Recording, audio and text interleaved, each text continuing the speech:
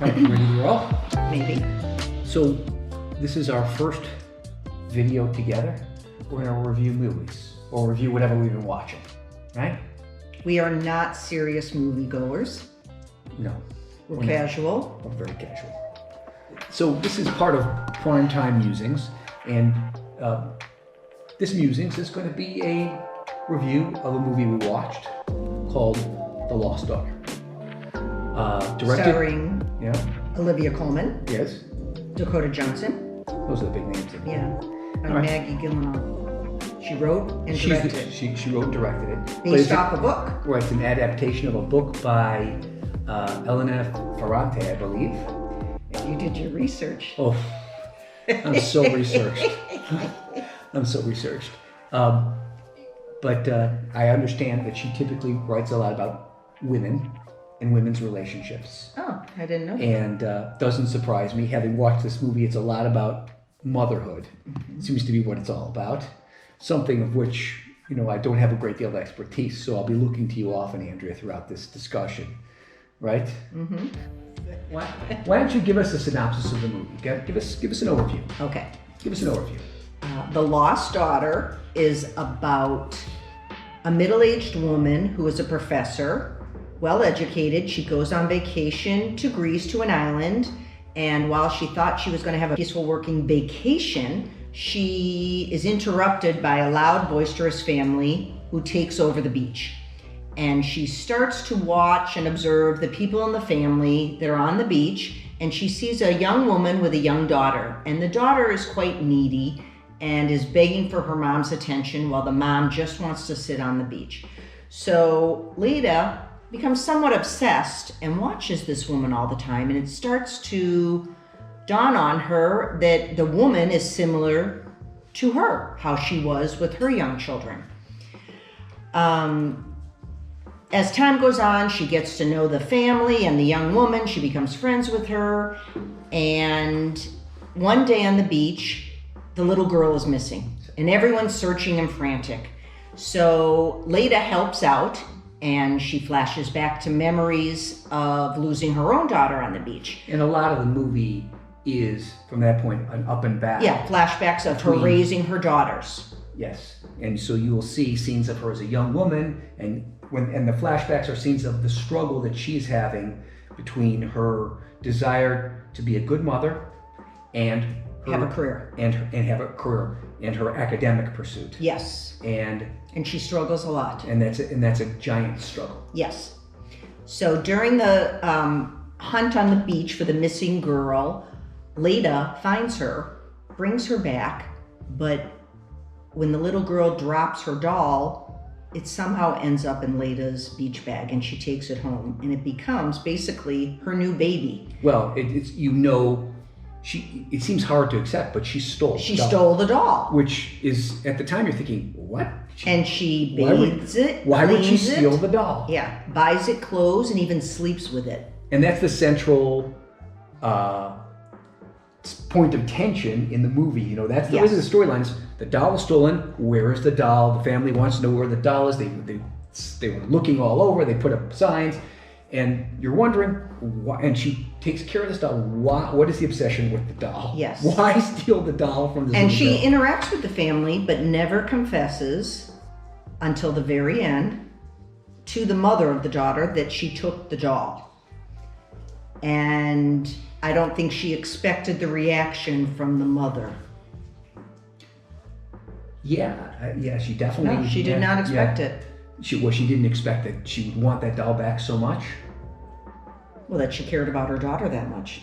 Oh, really? I think she was surprised that the woman cared that much about her daughter, that woman was not going to leave her daughter. That's like interesting. Leda. I did not pick that up necessarily. Oh yeah, I did. That she was surprised by that. I think that she saw that she loved her daughter. I thought she saw her struggling with wanting, with just the hassle of taking care of her. She thought the young mother would possibly leave her husband because she was having an affair, and it reminded her of herself.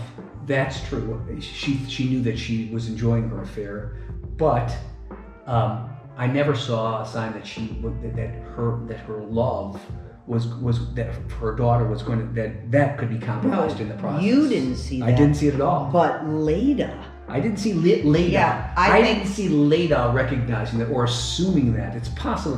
Because that's how she viewed the world. Yes. She assumed that person would see it the same way. And so when the young mother finds out that Leda had stolen the doll, she takes a hat pin and pokes her in the stomach, stabs her in the stomach.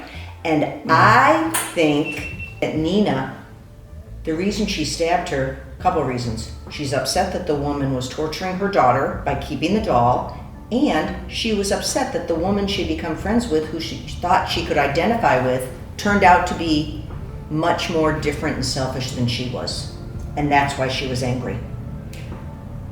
Understandably. But I also think that, based on that, Leda didn't necessarily relate entirely to this woman Nina and see them as the same, because she made a comment early on when she's leaving, and she's leaving her husband with the children. He's begging her, don't leave.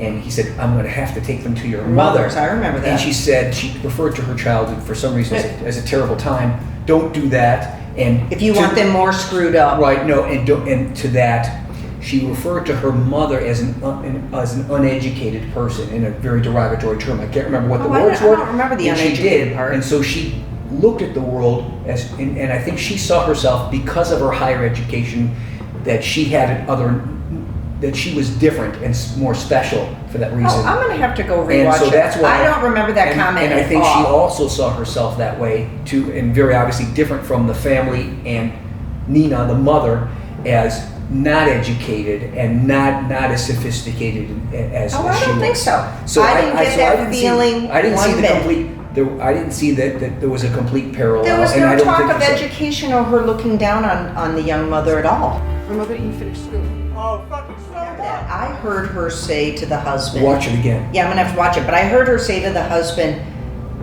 "How can you do that to those children? You know how horrible my childhood was, whatever." And then, but she doesn't care. She's still going to abandon the kids, even though she knows what she went through in the same household, and she's willing just to leave them. I mean, All in all, I think the movie, it's one interpretation of motherhood. I think that the movie was, yes, motherhood is very difficult.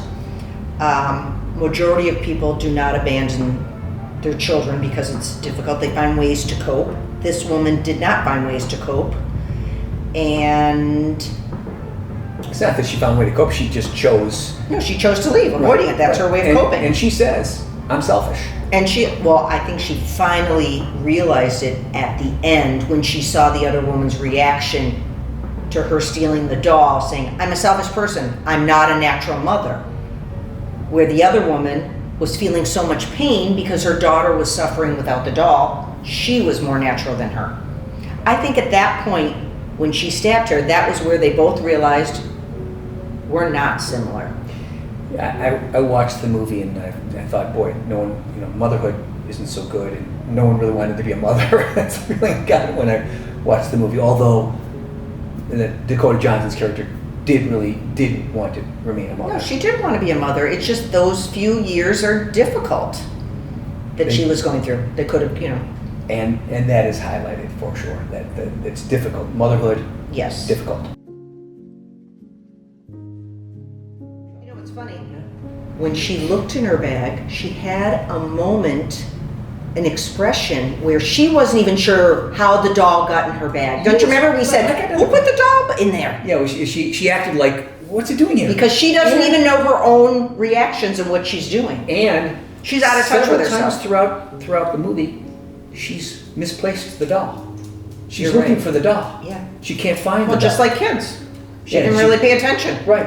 Okay, and what's also interesting, she's trying to be a mother to that doll, so she cleans it, bathes it, and does all that stuff, but then at times she just leaves it on the table or leaves it laying there on the counter and people are coming in. It's like in weird spots. I don't know if it's a spoiler or not. If she cares so much, she's not going to leave the naked doll. She's cleaning the doll, she's nurturing the doll, Oh. she sleeps with the doll, but then at some point out of her mouth, one of the orifices of her mouth or nose, a worm or a slug Okay, you can interpret that many comes ways. out of the doll. Yeah. What is that about? Okay, 2 ways to interpret. Yeah.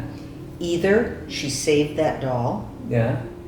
and saved herself as a mother. By taking the slug, by taking the doll Yeah, out? it came out. Yeah. It's like a rebirth. Or, no matter what she does, the motherhood thing's not going to work out, and there's always going to be some nastiness inside the child. I'm not sure. I'm thinking, because I'm doing this processing as we're sitting here, that she took the doll and she only was ready, because she did give it back. She did give it back. I mean, that's another spoiler. But she gave, okay, But- those are my reasons. But, yeah, the fact that we're saying that, it's a spoiler. Yeah. But she does it only after the doll's been cleaned up and the slug comes out and it's been cleaned or purified or Maybe she redeemed herself as a mother. Or nurtured back. Only then does she return the doll. Because the timing is interesting on that, because I think she's planning, or do you think she did? I think it was just a coincidence. The she girl just decided came over at that one. she thought, okay, I better give this to her. No.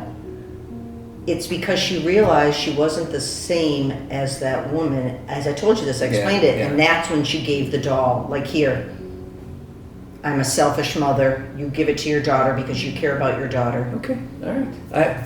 Reasonable interpretation. I guess that makes sense. Okay. Yeah. No, you're not bad.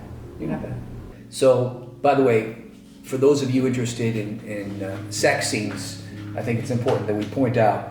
You know, I keep track of those things. I'm sure you do too.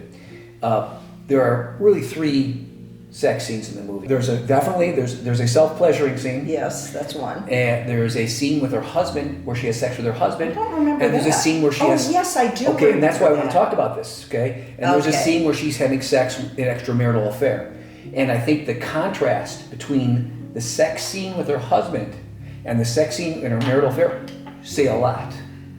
Okay, now. Well, the and by movie the way, I'm implies- really interested in your interpretation. Okay. Of that. I think this is important. The movie implies that in addition to having the burden of being a mother and wanting to be completely involved in her career, with her husband having difficulty performing is just the downfall of everything in her relationship. So then it's easy for her to go into the affair. So I think it's silly the way that I disagree with. They portrayed the boyfriend as, yes, wonderful in bed and blah, blah, blah. And of course the husband has problems. I saw it as even deeper than What? that. What? You know, you look at it on a very physical level. The sex that he has, that sex scene is very physical. It's a physical act. Which one, with the boyfriend? No, with her husband. But the boyfriend is much more of a mental interaction. Yes, mental. But I don't remember it being more physical with her. Oh yes, in fact, he speaks very crudely to her. Okay. There's some dirty. I don't remember He that. speaks to her while they're having sex in a way that is that some would consider profane. Some would consider, I guess, if you're into that kind of thing, cool. But he speaks to her in a way that is. Maybe that's when I fell asleep. I don't remember. Yeah, that's probably when I woke up.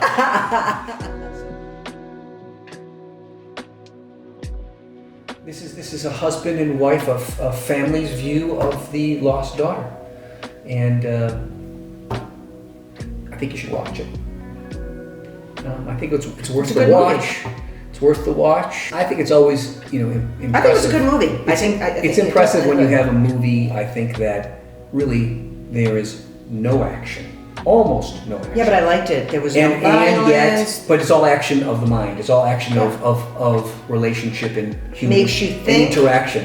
It's a different type of movie, and I like that. So it's if that's your cup of tea, and I think it was pretty good.